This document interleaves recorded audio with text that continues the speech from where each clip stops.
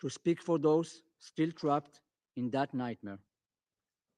For my brother Yossi, murdered in Hamas captivity, his body still held hostage. For Alon Oel, still 50 meters underground, I swore to him that I would tell his story.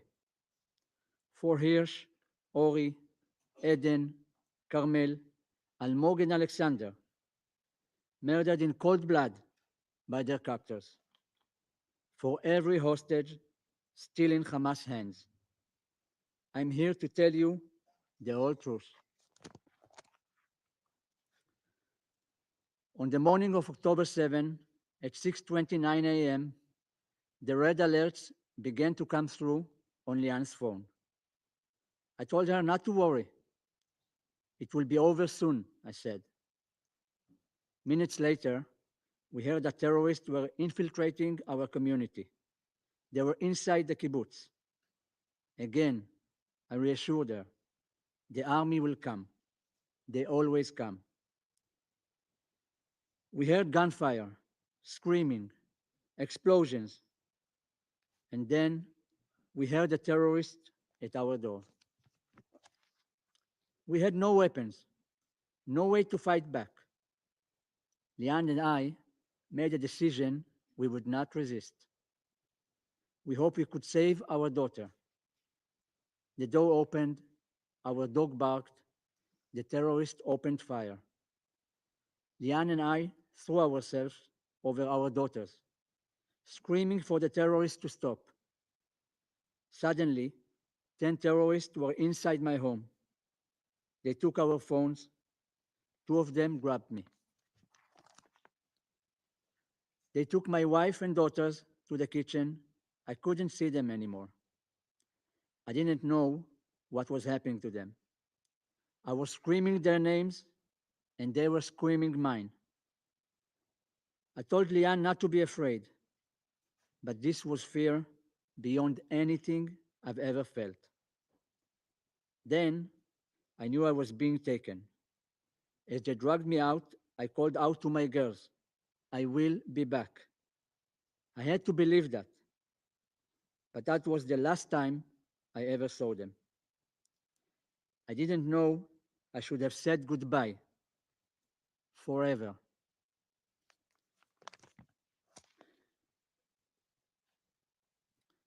Outside was like a war zone.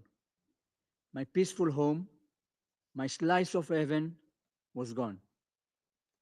I saw over 100 terrorists filming themselves, celebrating, laughing, partying in our gardens as they massacred my friends and neighbors.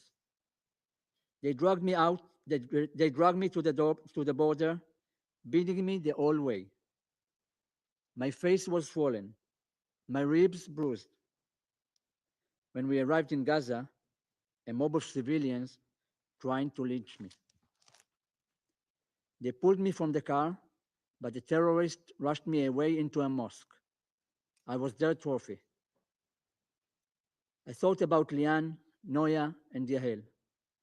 Were they still alive? For the first 52 days, I was held in an apartment. I was tied up with ropes. My arms and legs were tied so tightly, the ropes tore into my flesh. I was given almost no food, no water, and I couldn't sleep. The pain was unbearable.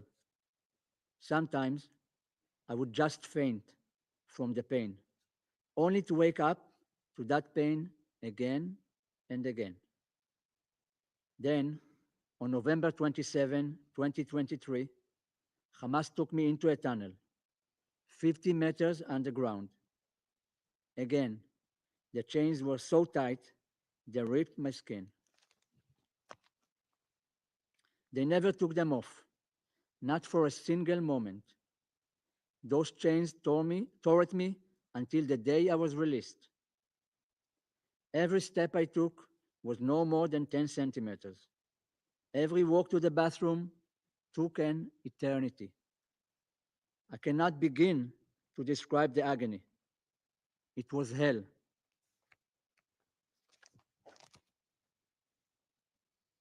I was fed a piece of pita a day, maybe a sip of tea.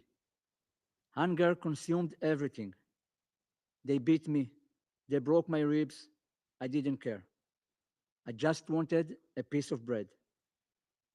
There was never enough food. Sometimes, if we begged enough, we would get something extra.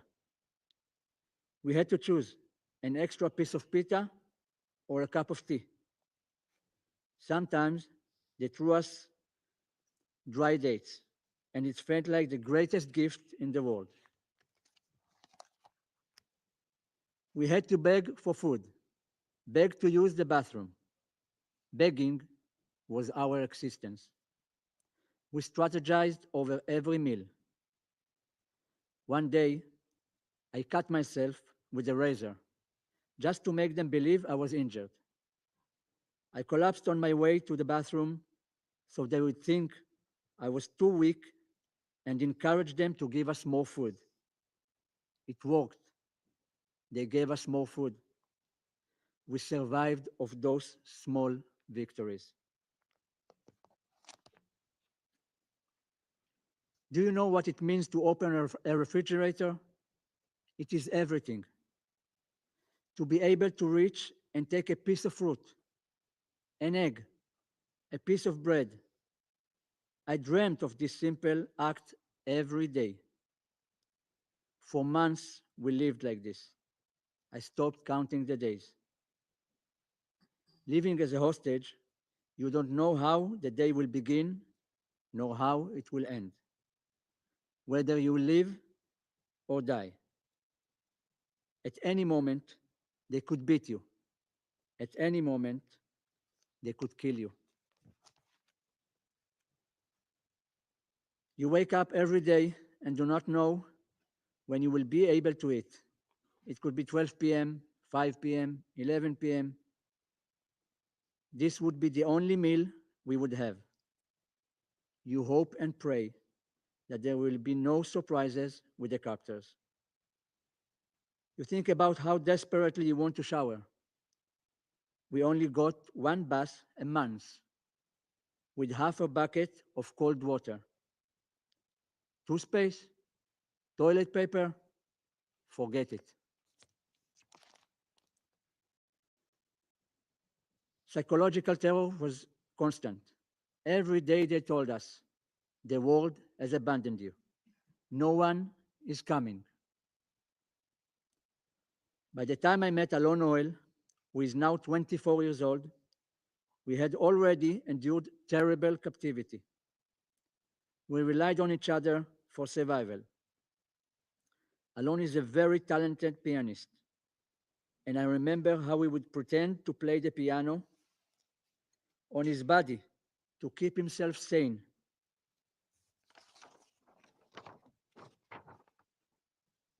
He doesn't look like anymore like that.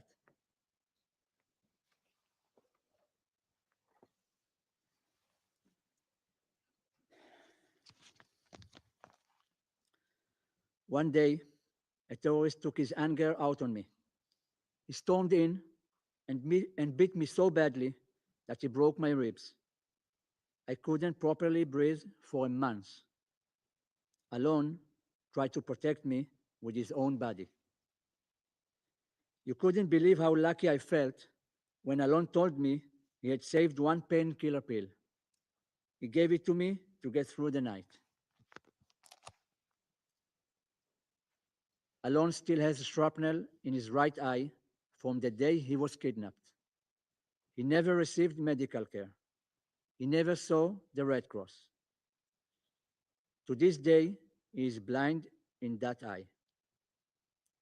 When I was released, he grabbed onto me, terrified to be left behind. He told me he was happy for me. I promised him it was just a matter of days before we would be home too. I was wrong. Just before my release, Hamas took pleasure in showing me a picture of my brother Yossi. This is my oldest brother, husband for Nira, a father for Yuval, Ophir, and Oren.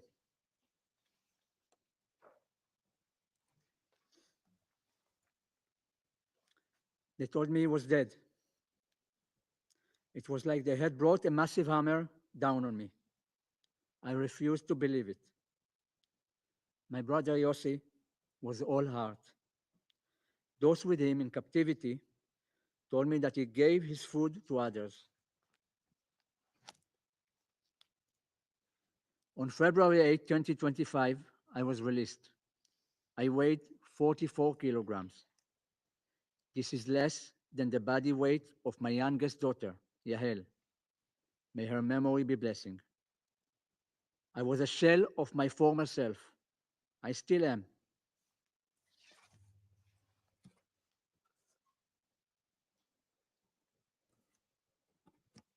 I couldn't believe how I looked.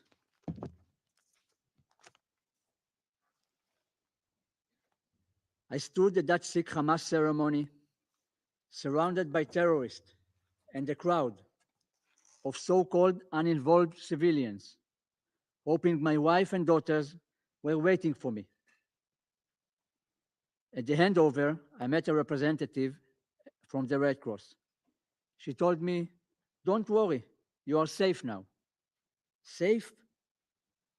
How could I feel safe surrounded by terrorist monsters? Where had the Red Cross been for the past 491 days?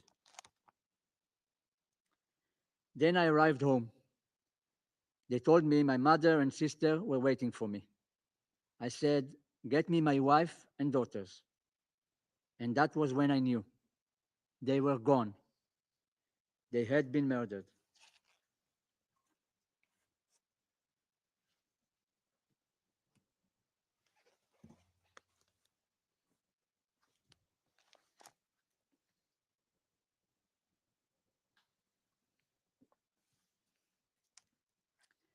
I'm here today because I survived and I prevailed. But, but that is not enough. Not when Alon Hoel is still there. Not when 59 hostages are still there. Right now, Alon is trapped underground, alone, surrounded by terrorists who torment him. He doesn't know if he will ever see his mother, father, his entire beloved family again. I will not leave him behind. I will not leave anyone behind. Their time has almost run out. I'm here before you now to give my testimony and to ask, where was the United Nations? Where was the Red Cross? Where was the world?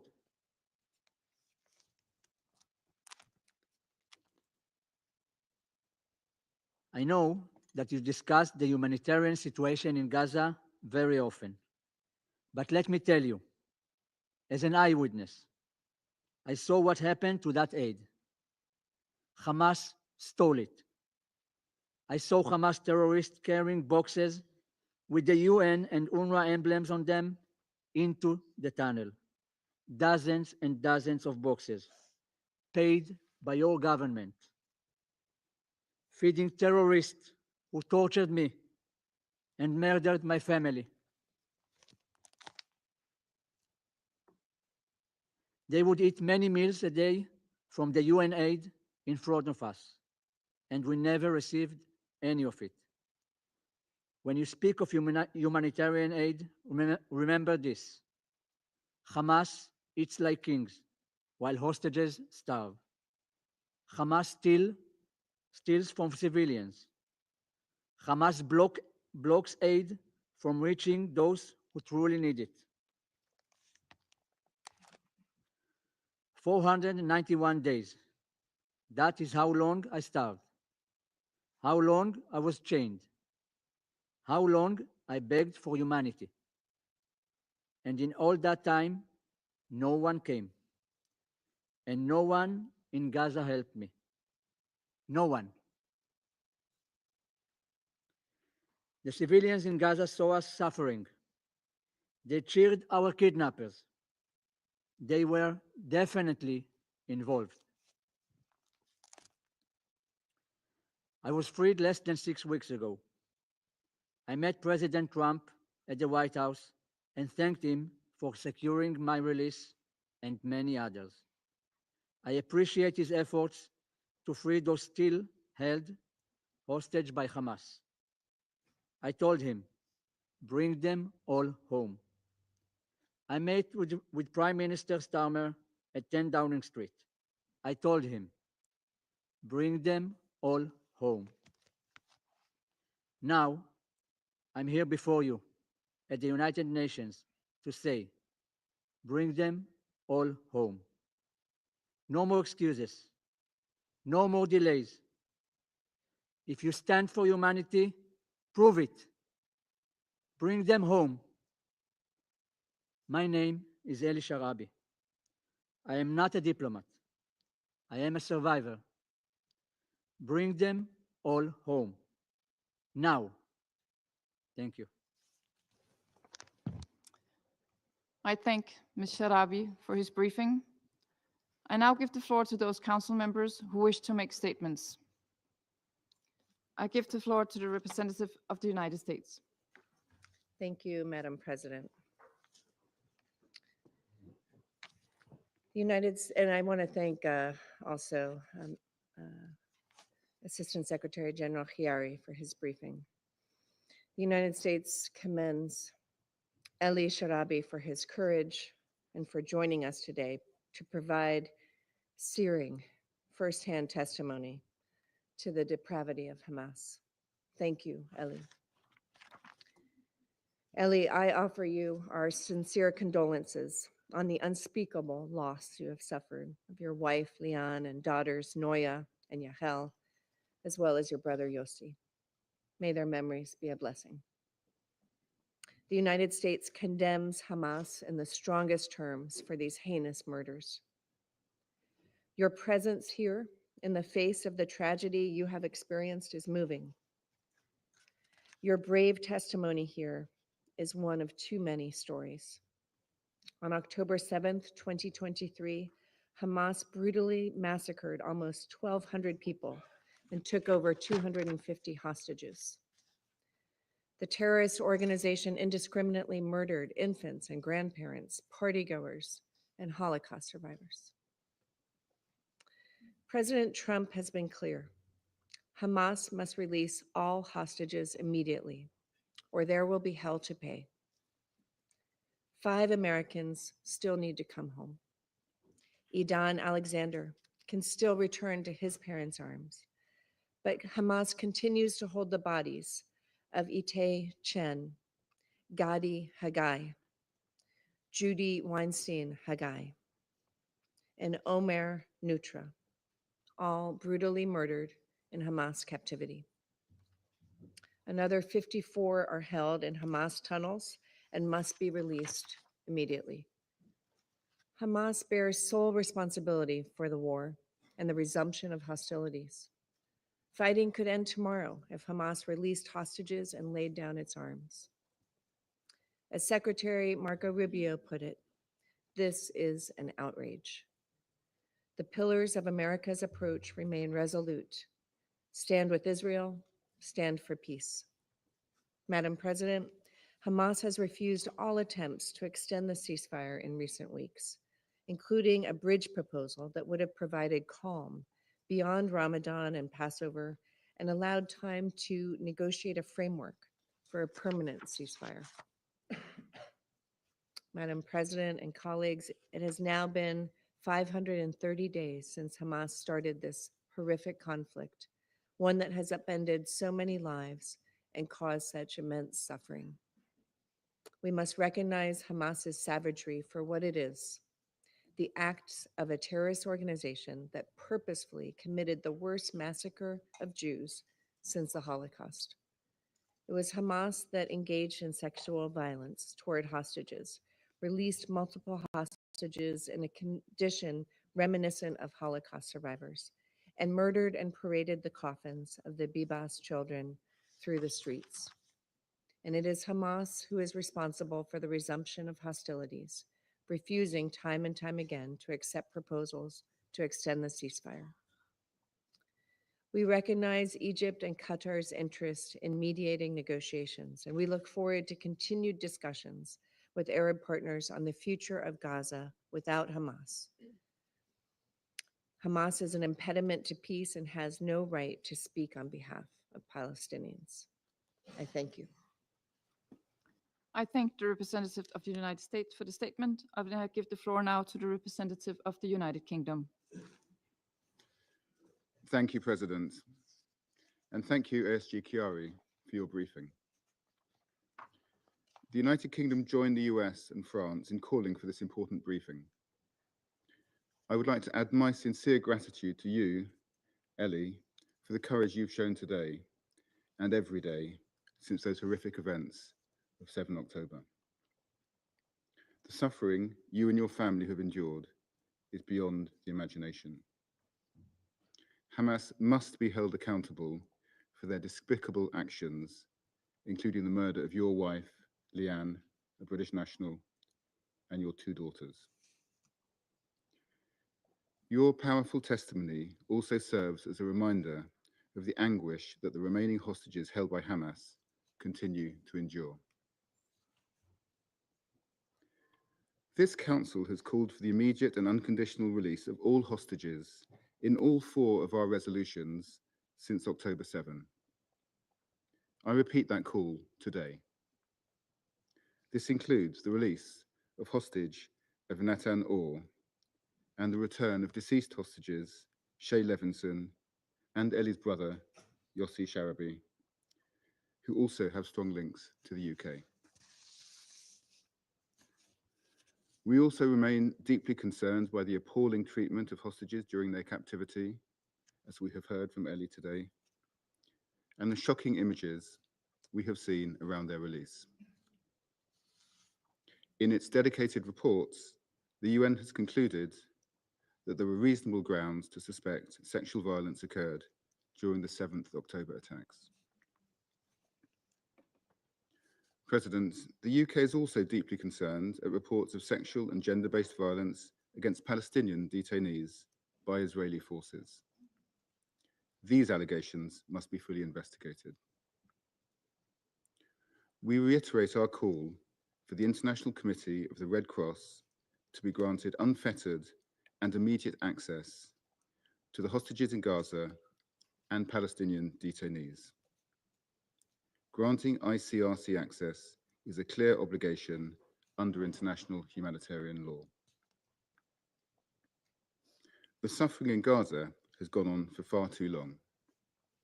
Just yesterday, we heard the tragic news that a UN compound in Deir al-Balah was hit, killing and injuring humanitarian workers, including a British national.